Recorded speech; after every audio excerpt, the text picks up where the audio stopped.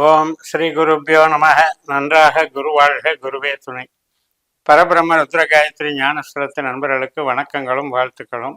அன்பார்ந்த தனுசு லக்ன நேயர்களுக்கு 10 நாட்களுக்கான பலன், ஜூலை 11 முதல் ஜூலை 20 வரை நம்மளுடைய தனுசு லக்னத்திற்கு சந்திரன் செல்லக்கூடிய நட்சத்திரத்தின் வழியாக நம்ம பலன்களை பார்க்க இருக்கோம்.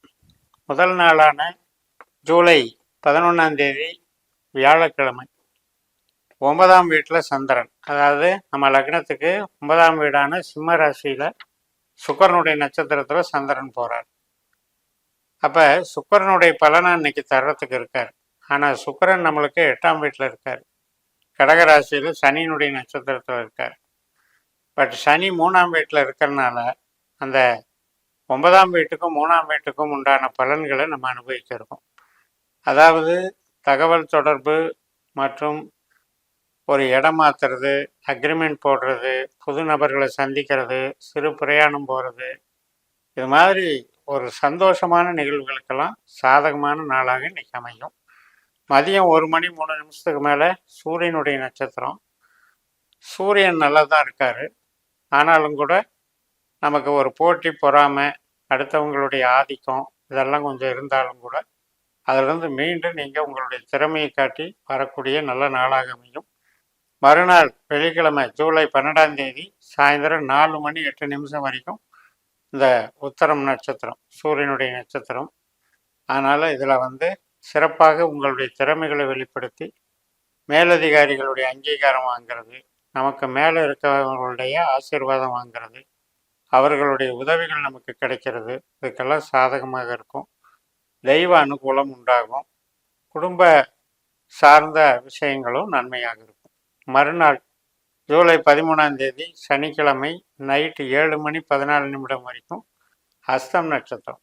நம்ம லக்னத்துக்கு 10ஆம் இடமான கன்னியில் சந்திரனுடைய நட்சத்திரத்திலே போகிறாரு.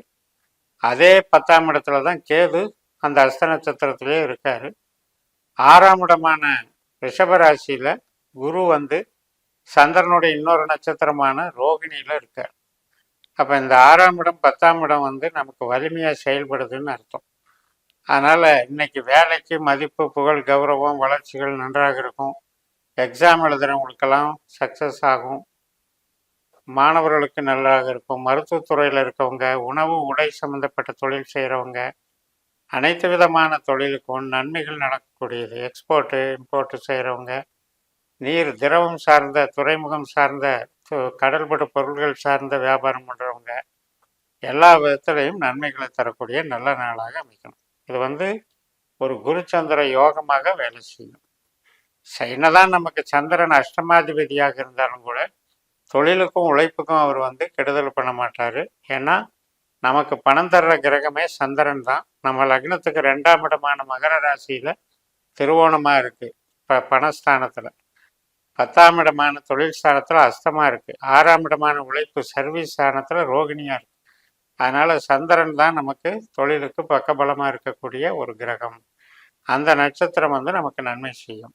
ஜூலை 14ஆம் தேதி சித்திரை நட்சத்திரம். 11ஆம் இடமான துலா ராசியில் லாபஸ்தானத்தில் சந்திரன் வந்துடுறாரு.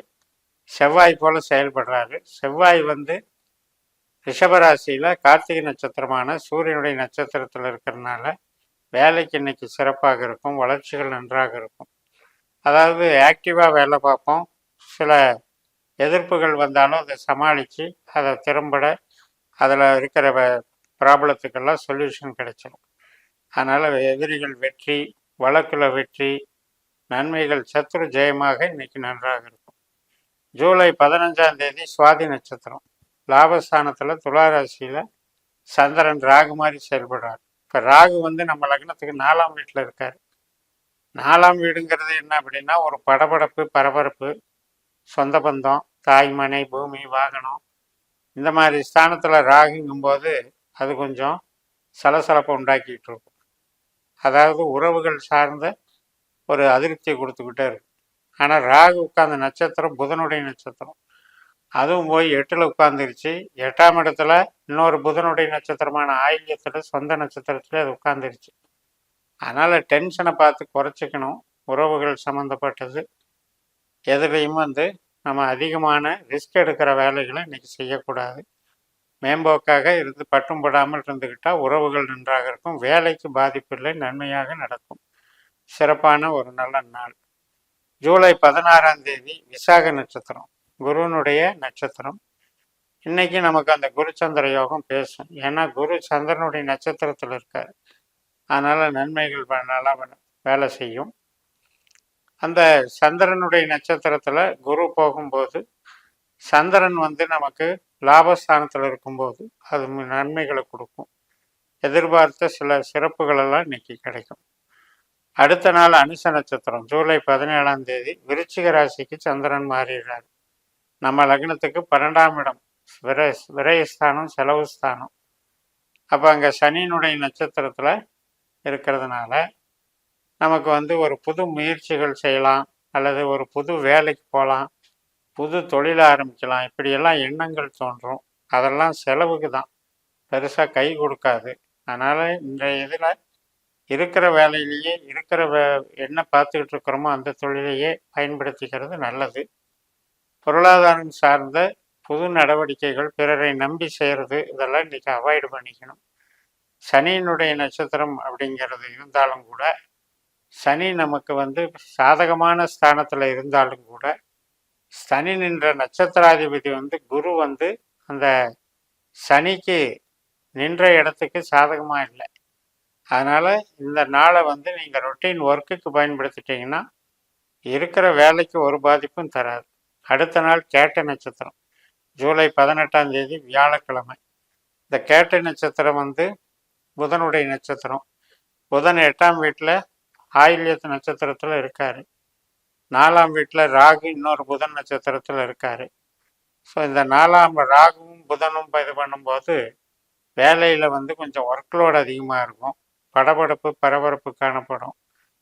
கலகம் குழப்பம் வீட்டில் உறவுகளில் ஏற்படும். இருந்த போதிலும் நமக்கு புதன் 7ஆம் அதிபதி 10ஆம் அதிபதி, கௌரவத்துக்கு எடுக்காது, நல்லபடியாக கொண்டு போய்க்கலாம். ஜூலை 19ஆம் தேதி வெள்ளிக்கிழமை. நம்ம லக்னத்திலேயே இருக்கிற மூல நட்சத்திரம், கேதுனுடைய நட்சத்திரம். கேது 10ஆம் வீட்டில் இருக்கிறது சிறப்பு. அதனால் இன்னைக்கு வேலை சார்ந்த நன்மைகள் நல்லா நடக்கும். 10ஆம் இடம் அப்படிங்கிறதுல கேது அப்படிங்கும்போது மனசு ஒரு ஒரே செயலை மன ஒருமைப்பாடோடு செய்கிறது கொஞ்சம் கஷ்டம். ஆசிலேஷன் மைண்ட் இருந்துக்கிட்டே இருக்கும். சில பேருக்கு கலகம் குழப்பம், யாராவது ஏதாவது வதந்திகளை சொல்லிட்டு போகிறது, ஒரு குரூப்பிசம், அதுக்கு ஒரு பஞ்சாயத்து பண்ணுறது, இது மாதிரியான நிகழ்வுகள் அங்கே போய்கிட்டு இருக்கும். பட் இருந்தாலும் கூட தொழிலை பாதிக்காது. மறுநாள் சனிக்கிழமை, ஜூலை 20ஆம் தேதி பூராடம் நட்சத்திரம், சுக்கிரனுடைய நட்சத்திரம். சுக்கிரன் பூச நட்சத்திரத்தில் 8ஆம் வீட்டில் இருக்கார். சனி 3ஆம் வீட்டில் இருக்கிறனால அந்த 8ஆம் வீட்டு பலனை தரமாட்டார். அதனால் நமக்கு உதவிகள் கிடைக்கும். ஏதாவது ஒன்று எதிர்பாராத நன்மைகள் நடக்கும். சிறு சிறு மாற்றங்கள் கிடைக்கும். சிறு பிரயாணங்கள் கிடைக்கும். தகவல் தொடர்பு மூலம் நன்மைகள் நடக்கும். இடம் மாறுதலுக்கு சாதகமாக இருக்கும். பத்திரப்பதிவுகள், டாக்குமெண்ட் சம்மந்தப்பட்ட விஷயங்கள் எல்லாம் நன்மையாக நடக்கும். அதனால் இன்னைக்கு நம்பிக்கை கொடுக்கறதாகவும், நமக்கு தைரியம் கொடுக்கறதாகவும், சகாயம் பண்ணுறதாகவும் இன்னைக்கு நாள் அமையும். இப்படி 10 நாட்களில் நட்சத்திர ரீதியாக சந்திரன் நமக்கு பல்வேறு விதமான பலன்களை தந்தாலும், நம்ம ஜனன ஜாதகத்தில் எந்த கிரகம் நமக்கு எந்த ஆதிக்கம் வாங்கியிருக்கு, எந்த கிரகத்தினால நமக்கு உத்தியோகம் பதவி கிடைக்கும், எந்த கிரகத்தினால நமக்கு உறவுகள் கிடைக்கும், எந்த கிரகம் நமக்கு கஷ்ட நஷ்டத்தை கொடுக்கும்னெல்லாம் நம்ம ஜனன ஜாதகத்தில் நம்ம இந்த நட்சத்திர சூத்திர முறைப்படி கணித்து தெரிஞ்சு வச்சு இந்த ஜோதிடத்தை பயன்படுத்துங்கள் என்று கூறி நிறைவு செய்கிறேன். இந்த சேனலை சப்ஸ்கிரைப் பண்ணி ஷேர் பண்ணுங்கள். உங்கள் தனிப்பட்ட ஜாதக பலாபலன்களை என்னுடைய வாட்ஸ்அப் நம்பரில் தொடர்பு கொண்டு பலன் பெறுங்கள். உங்களிடமிருந்து விடைபெறுகிறேன். உங்கள் ஜெயமஸ். நன்றி, வணக்கம்.